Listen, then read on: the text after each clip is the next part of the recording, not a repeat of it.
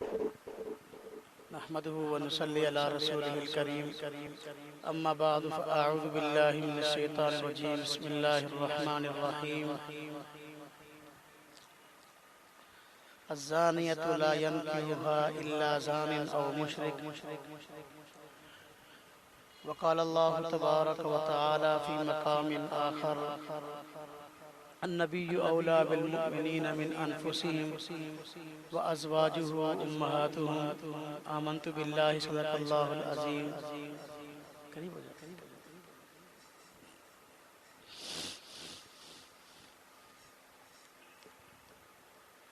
اللہ رب العزت نے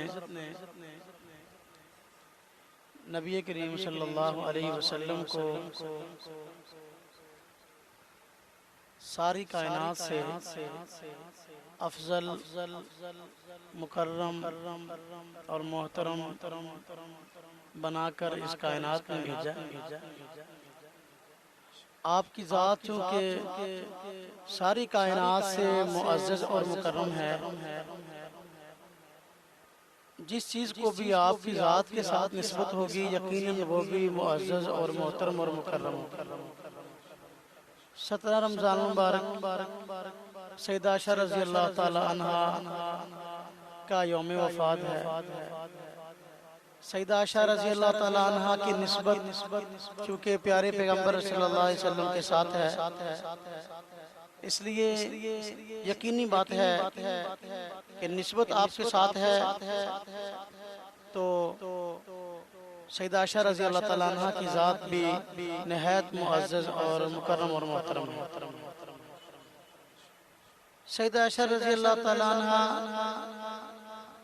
اگر آپ کی شخصیت پہ غور کریں تو بہت ساری آپ کی ذات میں امتیازی پہلو ہمیں نظر آئیں گے.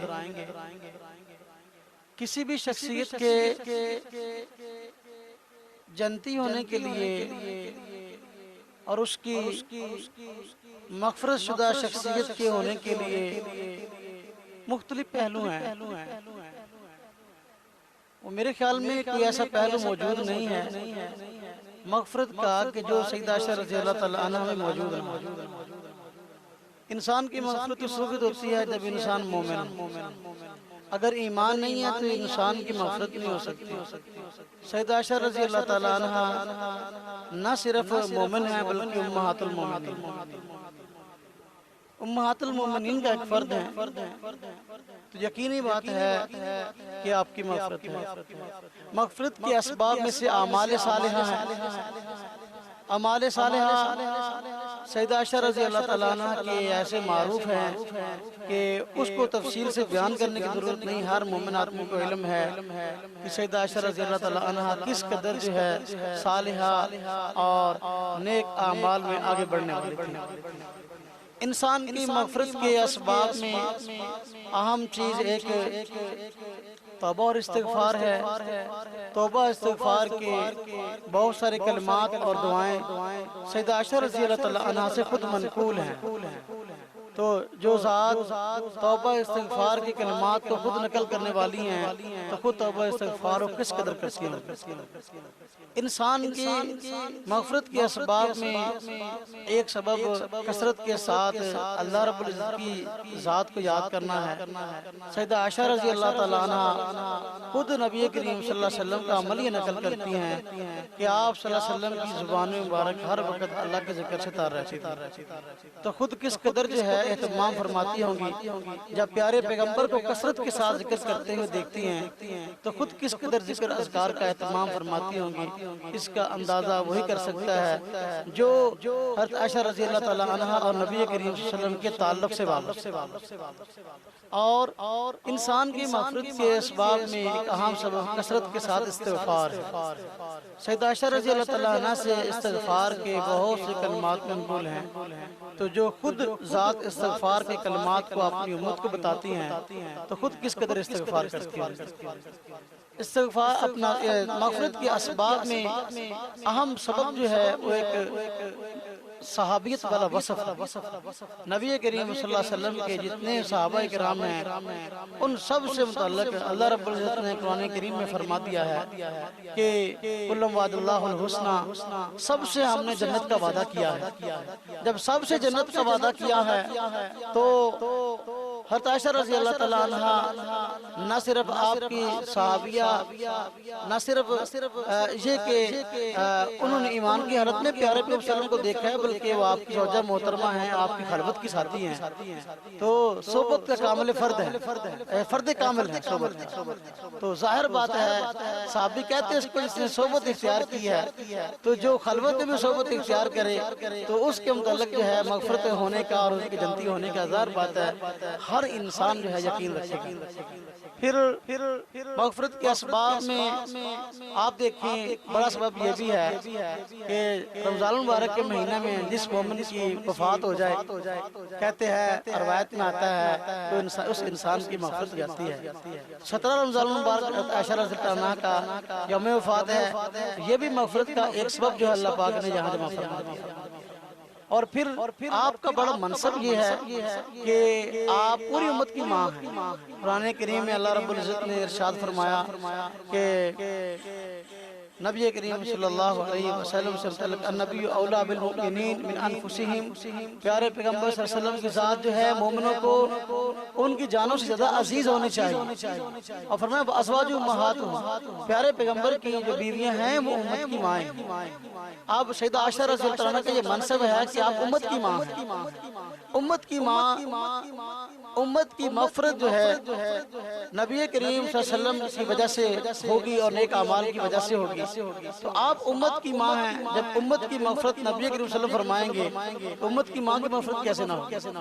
پھر آپ امت کی ماں ہیں، ماں جو ہوتی ہے وہ جنت میں پہلے جاتی ہے، بیٹے بعد میں جاتے ہیں۔ ماں کا حق جو ہوتا ہے نا اولاد میں، ماں کا حق پہلے ہوتا ہے، اولاد کا بعد میں ہوتا ہے۔ ماں کا جنتی ہونا پہلے سمجھ میں آتا ہے، کسی امتی کا جنتی ہونا بعد، جنت میں جانا بعد میں سمجھ میں آتا ہے۔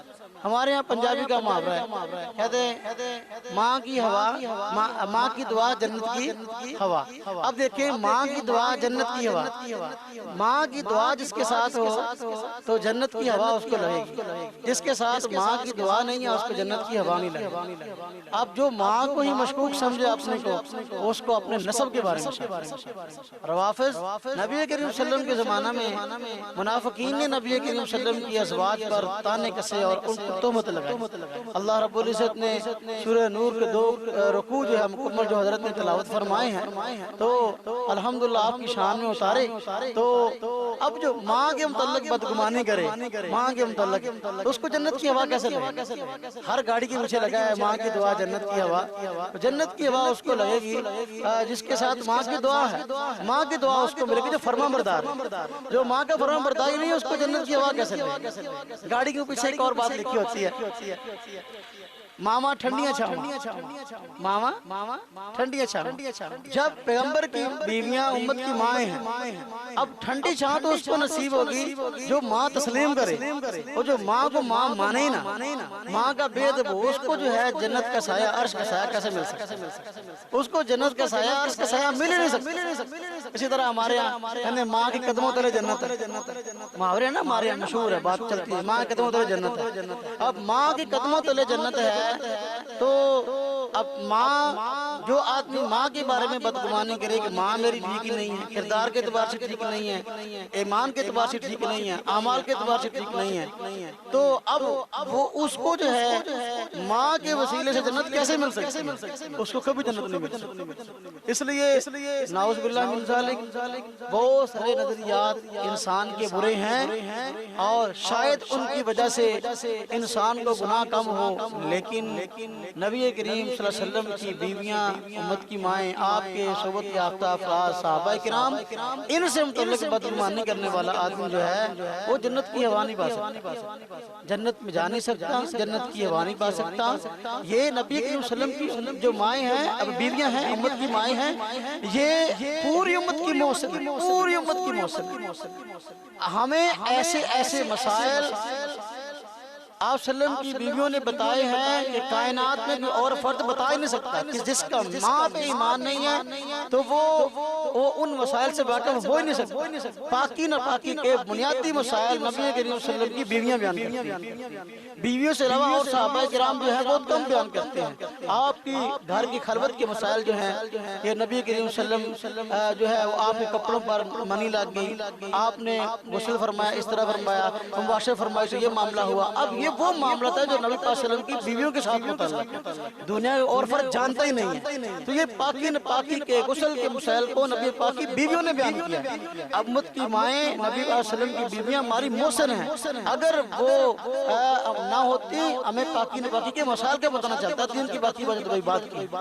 منکرین حدیث آج اعتراض کرتے ہیں کہ حدیث کی کتابوں میں مسائل ایسے موجود ہیں گندے جی۔ ایک منکر حدیث مجھے کہنے لگا حدیث کی کتابوں میں گندے مسائل موجود ہیں۔ میں نے کہا مثلاً کیسے؟ کہتا اس میں ہے کہ نبی کریم صلی اللہ علیہ وسلم کے کپڑوں پر منی لگی ہوئی ہے، جو مسئلہ بیان کرتی ہیں آپ کی بیوی نبی کریم صلی اللہ علیہ وسلم نے غسل اس طرح کیا، نبی پاک صلی اللہ علیہ وسلم نے جو ہے مباشر فرمائی، پھر یوں یہ کام کیا، یہ کیا، یہ کیا۔ کہتا ہے دیکھو کیسے گندے مسائل ہیں حدیث میں۔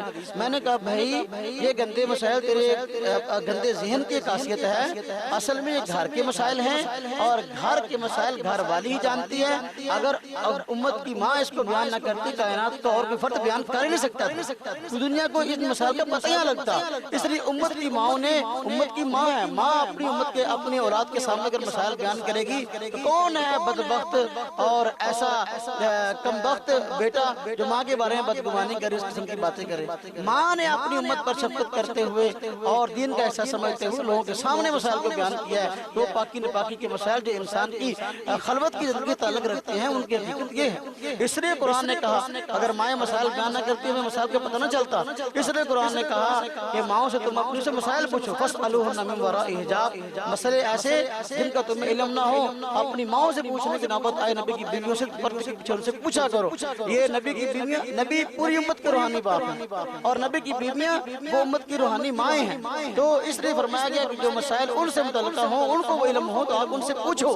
آپ اٹھا کے دیکھیں احادیث کی کتابیں اور مسائل کی کتابیں، سیدہ عائشہ رضی اللہ عنہا ازواج مطہرات میں سے وہ جو ہے آپ کو منصب حاصل ہے کہ وہ خاتون ہیں کہ جنہوں نے کثرت کے ساتھ امت کو وہ مسائل بتائے ہیں جو شاید ہی امت کسی اور فرد نے بتائے۔